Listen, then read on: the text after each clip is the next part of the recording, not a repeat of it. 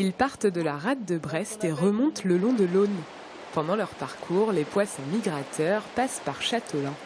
Ils franchissent la passe à poissons de l'Observatoire aquatique. On peut alors les apercevoir. Alors ici, vous êtes sur un site unique en Finistère, qui est la combinaison d'une passe à poissons et d'une salle de visualisation. Donc, qui dit salle de visualisation, dit salle pour observer les poissons migrateurs. Donc, c'est un bâtiment qui est immergé dans le canal de Nantes à Brest et qui permet d'observer les poissons.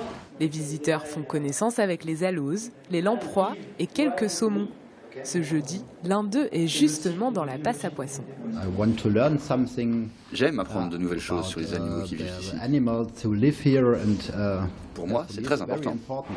Certains ici se souviennent que dans les années 70, les saumons étaient bien plus nombreux à passer par Châteaulin.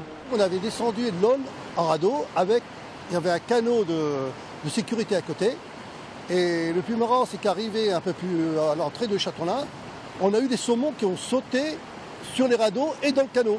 Et il y avait des pêcheurs à côté qui rouspétaient, ils s'imaginaient qu'on avait gardé les saumons pour nous. Et en fin de compte, les saumons avaient donné un coup de queue et étaient repartis dans l'Aune aussitôt.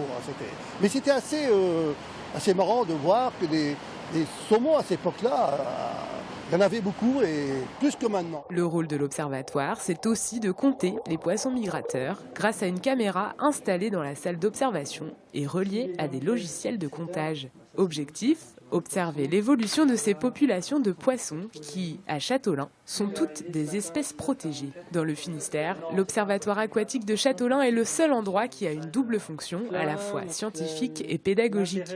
Si l'évolution des populations de poissons migrateurs est alarmante, le SMATA prévient un comité de gestion des poissons migrateurs qui peut, par exemple, modifier les quotas de pêche. Saumons, lamproies et autres aloses peuvent remonter tranquillement le courant. Les observateurs veillent au grain.